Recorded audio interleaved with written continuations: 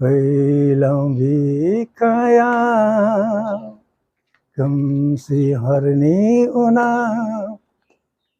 सानजायो खोरोमनि गोथां फैसालियाव गोमो गोथां महर लानानै सानालाय नुजाबोगौ सानजाहा आलायारन आलायारन आलायारन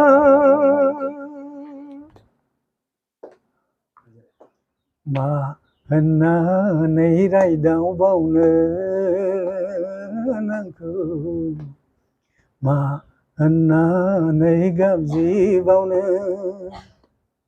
जिउनि लामायाव नों आंनि दुखु जेब्लाबो लोगो आंनि जोंनि बर'नि सासे मुंदांखा मेथाइ रोजाबगिरि आलायारन सिनेमाखौ नोंथांमोनहा बयबो मिथिगौ। आलायारन सिनेमाखौ जोङो उन्दै समावनो जोङो नायदोंमोन आरो थाथ'नाय गैयै 7 सान 7 हर जोंनि जायगायाव जोङो आलायारन सिनेमाखौ नायदोंमोन आरो बिनिफ्राय खोमसिनि लामा बै सिनेमाफोरनि मेथाइ रोजाबनाया दासिमबो जोंनि खोमायाव रिंखांफैयो। बिदिनो सासे मुंदांखा रोजाबगिरि अरुन नार्जारी आदा बे आदाखौ दानि गोदान जोलैफ्रा सिनायनाय नङा जानो हागौ नाथाय सिनायनांगौनि जोबोरै गोनांथि दङ। बे आदानि बिहोमाखौ जोङो जेब्लायबो मान होनांगोन। दिनै आङो बिथांनि न'आव फैदों आरो बिथांखौ गांसे आर'नाइजों बरायबाय। खुलुमबाय आदा। खुलुमबाय। दा आंनि जोनोमा जादों तुलसिबिलानो जाहैबाय आरो आंनि आइ आफानि मुंखौ आं बुंनो गोनांथि मोनदों। आफानि नामा जाहैबाय दिगम्बर नार्जारी आरो आइनि नामा साबित्रिबाला नार्जारी। दा गियान मोननानै आङो तुलसिबिल एलपि स्कुलावनो फरायदों आरो तुलसिबिल एमइ स्कुलाव फरायदों आरो हाई स्कुल चेप्टारखौ आङो साबरग्राम एकाडेमि बेवहाय फरायदों आरो बेवहायनो 1973 आव मेट्रिक पास जानानै आरो साबरग्राम कलेजावनो बोसोरनै फरायदों आरोखि। बोसोरनै फरायनानै खिन्थु भिउ होनोमोन आरोखि। भिउनि माबाखौ फाइनालखौ होनायनि सिगांनो ओजोंहाय जोंनि तुलसिबिल एमइ स्कुलाव बर' मिडियाम एमइ स्कुल थिसननायाव मास्टार गैयिलाय जोंनि गामियाव मेट्रिक खुलिनानै गैयामोन आरोखि। दा बेवहायनो हेडमास्टार जोंनि आदैयानो जायोमोन। दा बिसोरो जोंनि आदैया जोंखौ खावलायहरबाय जे फोरोंनो मानसि गैला नोंसोर बेक जायाबा। जोंबो जाथिनि सार्थआव गथ'फोरनि सार्थआव फरायनायखौ आपातत उनाव लाजागोन खोमा साननानै बेक जानानै मास्टार जाफैदों आरो 1975 निफ्राय। एलपि स्कुलाव आङो क्लास 3 आवनो प्रथम स्टेजाव रोजाबजेनदों आरोखि। जास्ट गियानल' मोनदों आरो जोंनि न'खराव एसे गाननिबो परिबेस दं नालाय जोंनि ब्रादारमोनाबो एफा एनै खनोमोन नालाय ओमफ्राय आंबो बिसोरखौनो फल' खालामो। ओमफ्राय बिसोरनिफ्राय रासिनसो माबा आङो न'आव डिस्टार्ब खालामग्रा जाबाय आरोखि बे मेथाइ रोजाबनायजों आरोखि। बबेबा समाव फरायनाय माने डिस्टार्ब जायो नालाय बबेबा समाव हैद नों बाहेरायाव थांदो होननानै होखारहरलायलायो। दा आंबोथ' बे रेडिअ'खौबो खोनासङो नालाय रेडिअ'आव जेनाखि क्लासिकेल माबायो बोयो बेफोरखौनो फर्मुला गैया मा गैया जायहक जेरै बोयो बेखौनो आङो बाहेरायाव थांनानै अर्थात जोंनि न'नि बेक साइड फोथार दं बागान बारनानै बेवहाय आं जानला मोनला रिहार्सेल खालामलाहैबाय थायोमोन आरोखि। जानाय जायो खिन्थु जेबो नलेज गैया माने गारमा सोमावनायनि टेकनिकखौ आरोखि। क्लास 3 आवदि मेथाइ रोजाबदोंमोन मा मेथाइमोन बे गोसोआव दं? बांलासो बेबो भुल सबे भुल এই জীবনের পাতায় পাতায়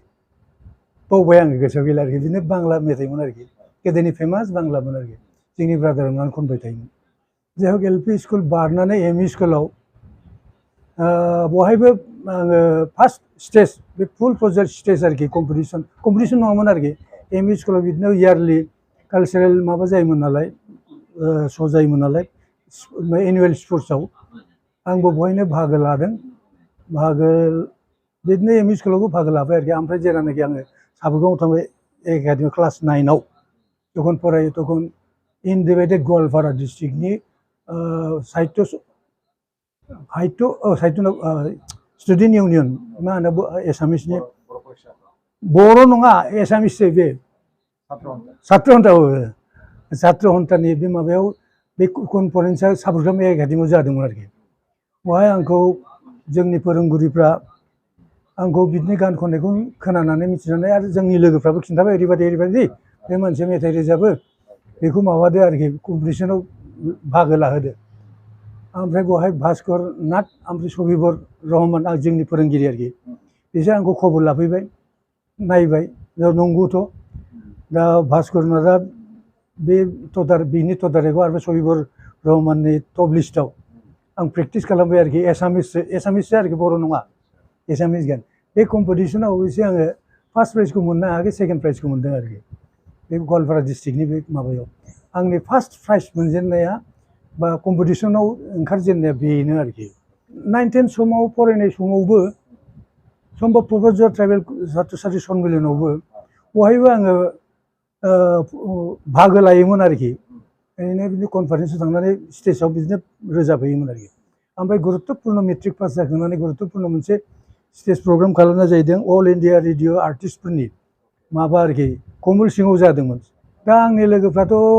मिथिनानै आंखौबो स्टेजाव गाखोनो थिनबाय आंथ' रेडिअ आर्टिस्ट नङा दा नों थेव गाखोनांगौ जोंनि खाथियाव जोंनि जायगायावसो जोंनि फिल्डआवसो माबागोन नोंबो ओंखारनांगौ होननानै आंखौ रेडिअ आर्टिस्ट नङाब्लाबो स्टेजाव फार्स्ट आंखौनो माबा होदों आरोखि ओंखारग्रोहोबाय कमल सिं गोसोआव लाखि कमल सिं गोसोआव दं आरोखि कमल सिंनि मोनसे फिल्डआव आंनिफ्राय बेवहाय आंनावबो लिमिटेडल' गानमोन नालाय दोंबासोल' दंमोन खोमा गानाबो बेखौनो रोजाबबाय आं दोंबा ओमफ्राय एगेन होनबाथ' आं खननो उफाय गैला बले आंना लिमिटेसन दं बेनोसै आंना गाना बेनिफ्राय बारा गैला ओंखायनो आंखौ एगेन होबाबो आं खननो हाला होननानै खुलुमनायनानै दर्शकफोरखौ आं फैफिनबाय आरोखि स्टेजाव जिरायफैबाय थिग हरनि 2टा 2:30 समाव आं बाहाय अर सायगासिनो दंमोन आरोखि माखासे दल थांनानै होनबाय नों स्टेजाव ओंखारफिननांगौ जाबाय आरोखि बा मानो पाब्लिकआ नोंखौ आरो लुबैबावदों हाब बेलाय रेडिअ आर्टिस्ट दं बिसोर नोंना नों होननानै जर जबस्थि आरो बे दोंबा गानखौनो आरो खनहोफिनबावदों आंखौ गोसोआव दं मेथाइखौ बिदिनो सोर नों मुसुखा महर गोसा गोसोनि मन्दिराव साया माया बिदिनो एफा एनै दं आरोखि दाबो बेफोरखौनो खनदोंमोन आरोखि दोंबा टटेल ओमफ्राय गान खनजेननाया बेनोसै आरोखि बेनिफ्राय बहायनो आंखौ माबाया मा होनो महिनी नार्जारिया बहाय बे कमल सिं माबायावनो लोगो मोनदों आरो स्टेजावनो नुनानै बे हाब नोंहाथ' गारमाया एसे थिगैनो दं नोंथ' रेडिअ मानो थाङाखै जाबाय आरो रेडिअ थांनायनि टेकनिकखौथ' आं मिथिया बोरै थांनांगौ बेखौथ' आं मिथिया बोरै खालामदो नों आंनाव माबा थांदो क'क्राझाराव महिनी नार्जारिखौ गोसोआव दंना मिउजिक डिरेक्टरबा आलायारननि बेनो होनबाय आरोखि नों आंनाव थां आं मोनसे फर्म हरगोन बे फर्मखौ फिलआप खालामनानै ओमफ्राय मेथाइ सुजुनानै 15टा मेथाइ सुजुनानै नों फाथायहर नोंखौ अडिसननि थाखाय कल खालामगोन बिदि होननानै बिनि डिरेक्सन मथे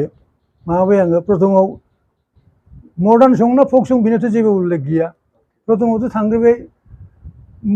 फक संसो जानानै फैबाय आरोखि फक सङावबो अबयसे एलाउ जादों आरोखि आङो उथ्रिनो हादों ओमफ्राय सेकेन्ड टाइमाव मडार्न सङावबो उथ्रिनो हादों आरोखि उथ्रिनानै दा आं बांसिन मडार्न संखौनो रेडिअआव रेकर्डिं खालामदों आरोखि फक संखौ बिदिनो मोननै खेबनैसो आरोखि थांना ओमफ्राय गुवाहाटियाव माजों थांनाय गुवाहाटियाव थांनायाथ' बे गोदो बिदिनो ट्रेन हल्दिबारि ट्रेन मा दंमोन बिराद खस्थ' आरोखि बा माबाफ्रा ओरैहाय गसाइगावनिफ्रायबो ट्रेन्सफर गैयामोनदां थांजेनबा बिलासपुराव थांनानै ट्रेन्सफरजों थांनांगौ बिदिनि अबस्थासो आरोखि जाय हक ओमफ्राय बेवहायनो महिनी दे आंखौ बिदिनो रेडिअ आर्टिस्टनि माबाखौ इनकारेज होनायानोसै आरोखि ओमफ्राय बिदिनो रेडिअ आर्टिस्टबो जाबाय उनाव टिभि आर्टिस्टबो जानो हादोंमोन आरोखि खनसे टिभियाव आङो खेबसेल' थांदों आरोखि ओमफ्राय रेडिअ थांबाय थादों उननि पर्यायाव नेग्लेक्टनि थाखाय माने बे मोनसे कास्ट कमिउनेल फिलिंनि खोथा फैयो आरोखि बेनि इल बिहेभियारनि थाखायनो आङो उनाव थाङाखै आरोखि थारमाने ओरैबायदि आं लोगो मोनदों आं रेकर्डिं खालामनो थांनायाव गिटारानो थारगज गुना जरा लागायनायसो बेजोंसो रेकर्डिं खालामनांगौ जाहैदों जे डिसक्रेडिट ना मोनसे बे लासै जेदेक नायथिनो फैलालांना फैया थाङाखिसैबो आं आरोखि सानजारां भलिउम 1 भलिउम 2 आं माबा अडिअ केसेट बानायदोंमोन आरोखि ओमफ्राय बे होमबा आं रेडिअ खनजेननाया बेखौथ' होनाखिसै आङो 1978 आव प्रथम खनजेनहैदों आरोखि आङो औ बेहायनो रोजाबग्रोदों उनाव महिनी दाया बे समाव मिउजिक आलायारन फिल्मनि माबा मोनदों आरोखि बे मिउजिक डिरेक्टर बे डाइरेक्ट आंखौनो सेलेक्ट खालामहरबाय आरोखि बे नोङो बे आलायारन फिल्माव रोजाबनांगौ होमबा आङो हावलियावमोन आरोखि नर्माल ट्रेनिं होगासिनो दंमोन आरोखि बोसोरनै कर्समोन बे समाव खबर हरबाय फैनानै बे सिदा सुर बानायना दोनबाय आरोखि तखन आंहा मोनसे एक्सपिरियेन्स फैबायमोन आरोखि तखन आं महिनी दाखौ होनदों ओरैबायदि बोनोसै होमबा आर्ट फैयो आरोखि गाननि आरोखि बे आर्टखौ आं सोना होजोबनोसै बेबायदिनो रोजाबनोसै आरोखि औ जागोन दे जागोन होननानै उनाव आङो बिदिनो टेप रेकर्ड गोदो टेप रेकर्ड मेरला दंमोन आरोखि टेप रेकर्डआव खननानै होलांबाय ओमफ्राय फिमेल सिंनिखौबो सुलेखा खनो ना सोरखोनो जों बेखौ खननानै होलांबाय आं आरोखि फिमेलनिखौ खननानै होलांबाय सुर बानायनानै महिनी दानो बानायदों आरोखि बानायनाया ओमफ्राय आङो ओरैबायदि जागोन होननानै टेपआव रेकर्ड खालामनानै आं हावलियाव थांफिनबाय ओमफ्राय उनाव माबाबाय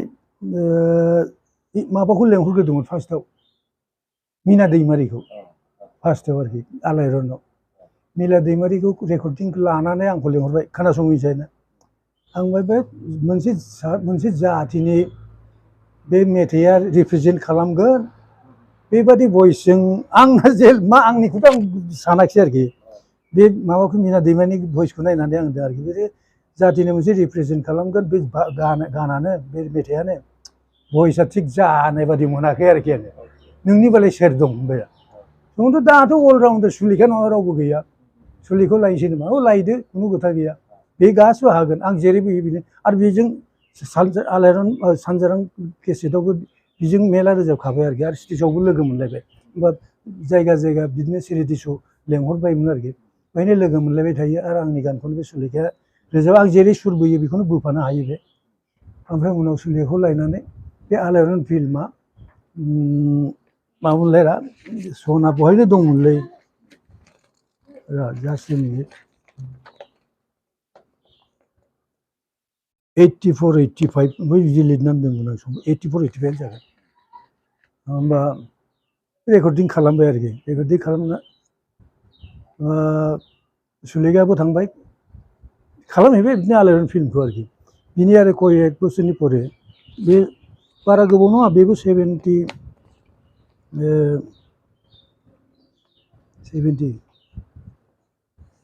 खोमसि लामा 84 85 87 आव 88 आव खोमसि लामाखौ आरो माबायानो महिनी दायानो मिउजिक डिरेक्टर जाबाय आरो बे सिदा आंखौनो सेलेक्सन खालामहरलायबाय आरो बेखौबो रोजाबबाय आरोखि बे समाव सुलेखाया आंजों दुएट सं रोजाबनांगौमोन खिन्थु आनफर्सुनेटलि मा जाखो बे समाव गथ' साननै सानथामसोल'मोन आरोखि गथ'खौ गानना फैनो हाया नालाय ओंखायनो आं सुलेखानाव माबाय अल्टारनेटिभ नों सोरखौ हरनो हायो होननानै बिबोनांखौ इला बसुमतारी आरोखि इलाखौनो रोजाबहोदो बेबो हागोन होननानै आंजों दुएट सं रोजाबहोदों आरोखि खोमसि लामायाव दा इलाया नैबे गस'आव हाबा जाफैदो राजाफोराव बेबो मोजां गायमोन फैलाव बिखायाव खोमसि हरनि उनाव सानजायो खोरोमनि गोथां फैसालियाव गोमो गोथां महर लानानै सानालाय नुजाबोगौ सानजाहा आलायारन आलायारन आलायारन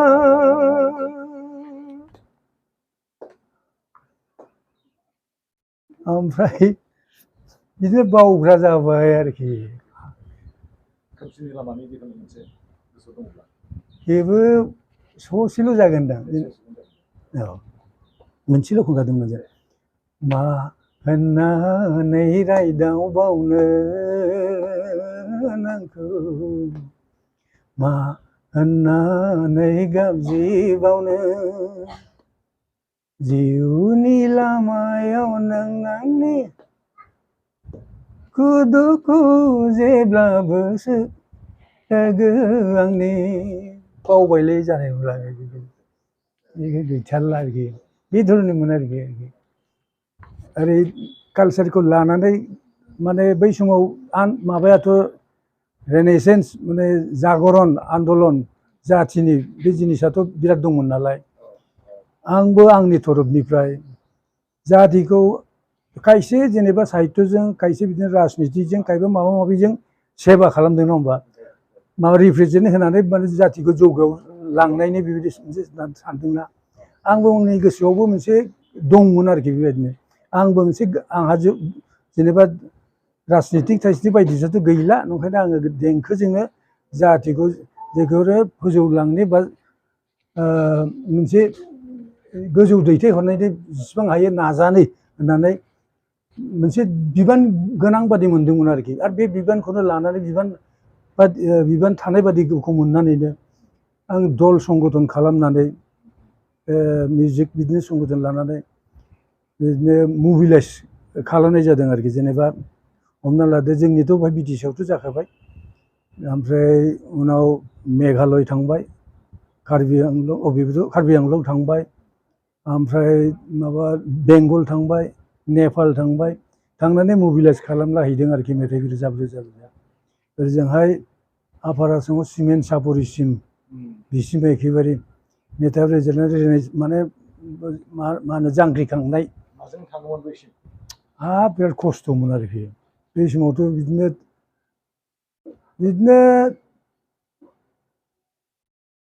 बबेबा समाव ट्रेनजों थाङो आरो बबेबा समाव बिदिनो गारि भारा लानानै थाङोमोन आरोखि होमबा आं मास्टार बावबायमोन आरोखि ओंखायनो आंनाव एसे फैसाया मास्टार मावदों हिसाबै फैसा दं नालाय गावनि स्पिनि फैसाखौनो खरस खालामनानै थाङो आरोखि बिसोर हरबा हरबाय हराबा हरा बिदि इसोरनि इन्टारेस्टिंआ बिदिनो लेंहरबा लेंहरनानै बिदायनि समाव सेक्रेटारि प्रेसिडेन्टफोर खारखोमालायनाय फैसा गैया होननानै आरोखि दा माथो खालामनो नों ओरैनो ग्रुपखौ लानानै गावनि फैसाजों बेक जाफिननांबाय बेबायदि मेला माने आरो जोंबो गोसोआव बिदि फैसानि बाबा धान्दा गैयामोनलै खालि मथथे गारा मा जाखानांगौ जाथिया जाखानांगौ आरो जांख्रिखांनाय लाबोनांगौ बेल'मोन उद्देश्यआ जेबो थाखा फैसानि जेबो माबाखौनो माने गोसोआव फैयामोन आरोखि मोनसे आंहाबो मोनसे अभ्यास दंमोन लिरनाय मोनसे सर' थुनलाइयावबो बिदिनो एनि मेगाजिनाव आं फार्स्ट लिरजेननाया साबुटामाव लिरजेनदों आरोखि आलायारन होननाय मोनसे मेगाजिन दङ बेनिफ्रायनो दाउ मैना दाबो गोसोआव दं आङो बे खन्थाइनि नामा दाउ मैना ओमफ्राय गोसोआव गैला मा लिरदोंमोन बेनिफ्राय आं कन्टिनिउ लिरै जेनि मेगाजिननि माबा ओमफ्राय आङो लान्थ्रि जुयि लिरनाया जाहैदों सापागुरि देबजित होननाय सासे माबा प्रेस बिगोमा दं आरोखि राजा देबजित बेनि प्रेसआव जों सिख्रि सिख्ला मोनसे बङाइगाव सिख्रि सिख्लायाव आं लान्थ्रि जुयै कन्टिनिउ बोसोरब्रै बोसोरबासो सम्भब गोसोआव गैला बोसोरखौ एखे मोननै आर्टिकेल हरबाय थायोमोन आङो मोनसे सान्थौ आरोखि जानोलै होननाय आरोखि बेहाय थमा बेंगार नाम लानानै आरो मोनसे सर्ट स्ट'रिया माइक्र' सर्ट स्ट'रि आरोखि बेखौ गाव अरिजिनेल नामखौ लानानै आं बेवहाय लिरबाय थायोमोन आरोखि खिन्थु 2012 सनाव जेब्लानाखि होलायनाय जायो जोंनि न' सावलायनाय जायो बे दिननिफ्राय बे सिख्रि सिख्लायाबो गैला आंनि बे लिरनायाबो अबयसे थाबथादों आरोखि बे सिख्रि सिख्लायावनो जे आर्टिकेलफोरखौ लिरदों बेहाय राखाव बसुमतारीमोननि माबानायाव नाजानायाव आरो बिनि माबायाव सोदांनायाव फाइल गैयै फल्डार आं मोनसे लेखा दिहुनदों आरोखि मोनसे फाइल गैयै फल्डार ओमफ्राय मोनसेया जाहैबाय थमा बेंगनि सल' मोननै ओमफ्राय मोनसेया दा लास्ट लेटेस्टआ जाहैबाय माबा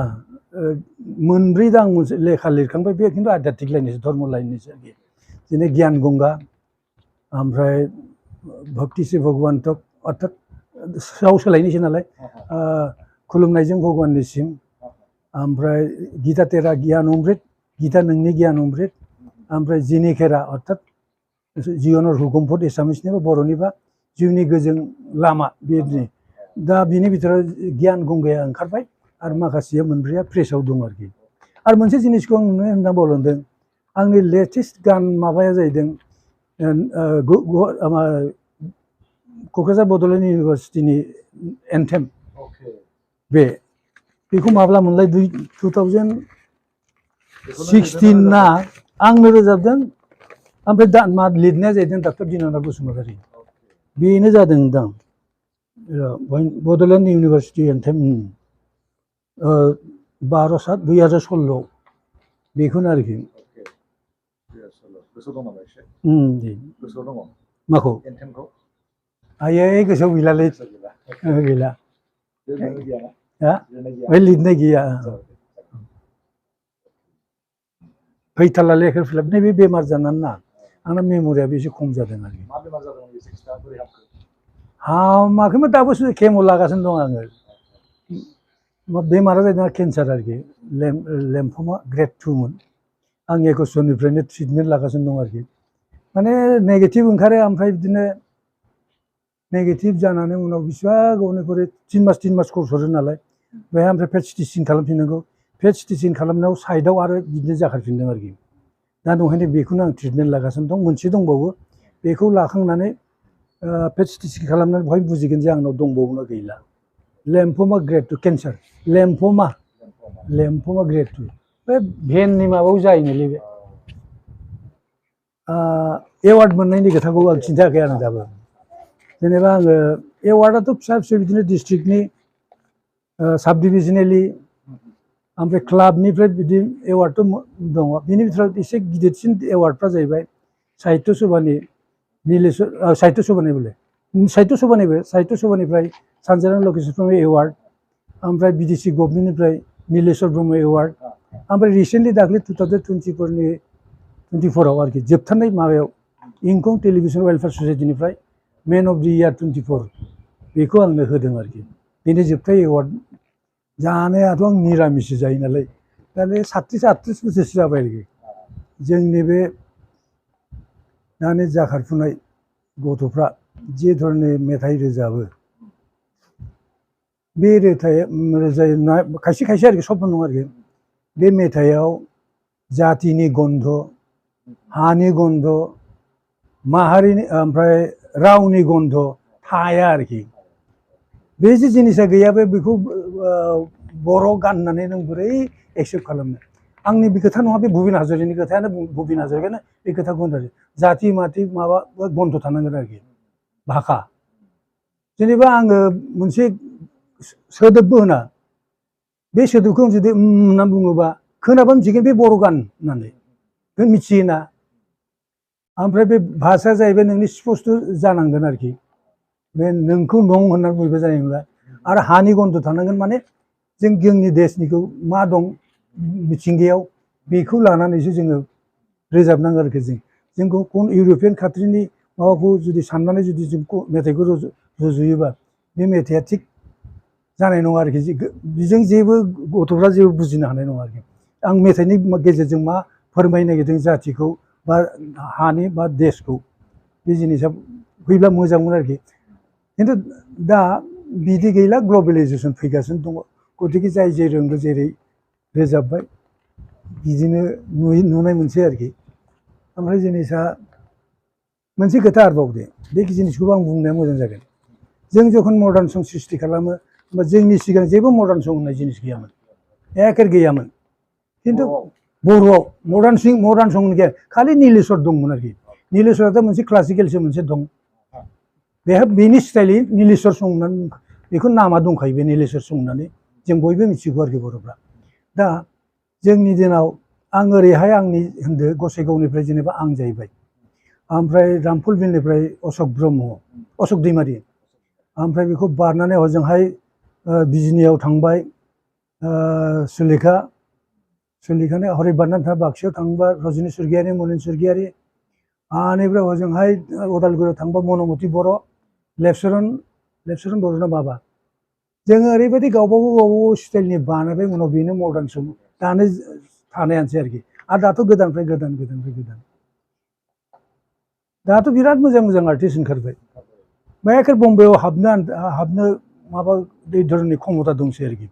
फिमेलखौनो होन मेलखौनो होन बिराद मोजां मोजां आर्टिस्ट जोंथ' गैयैयाव आर्टिस्ट जानायसो होननो थाङोबा जोंलाय जेबो गायकखौनो नङा गैथारियाव जों ओंखारनाय आरोखि बेदरनि आरोखि बे आदाया गोबां बाथ्राखौ जोंनो फोरमायबाय आरो जोङो थुलुंगा मोननांगौनि जोबोरै गोनांथि दंसै माखासे मेसेजखौ जोंनो होबाय बिथांनि जार्निखौबो जोंनो फोरमायबाय दा जोबनायाव बिथाङा समाजनि थाखाय ओंखारदों मानब सेबा होननाय मोनसे थांखिखौ लानानै दुलाराय सुबुंखौनो सिबिनो थाखाय मोजां लामा दिन्थिनो थाखाय बिथाङा गावखौनो बावसोमबाय बिनि थाखाय जोङो बे आदानिसिम साबायखर जों बावदों इसोरा बे आदाखौ मोजाङै मोजां लाखिथों आदाया मोनसे बाथ्रा बुंबावदों जे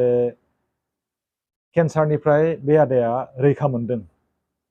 बेबो बे आदानि गोसोनि बोलोनि थाखायनो निस्सय मोनदों केन्सार जादोंमोनब्लाबो बे आदाया दासिमबो मोजाङै थांनानै दङ इसोरनि अननायाव आरो गावनि गोसोनि बोलोनिफ्राय बोलो मोननानै दा बिथांनि देहाया मोजाङै मोजां थाबाय थाथों आरो बिथांनि बोसोनखौ जोंनि लाइमोन सेंग्रा सिख्लाफ्रा फल' खालामथों बेखौनो आङो खावलायदों बेनो जाहैबाय जोंनि बर'नि सासे मुंदांखा मेथाइ रोजाबगिरि अरुन नार्जारी आदानि न'खरनि बे बाजैया उर्मिला नार्जारी आरो बिहामजो दङ आरो फिसौ दङ बे आदाहा सानै फिसाला दङ बेनो जाहैबाय बे आदा अरुन नार्जारीनि न'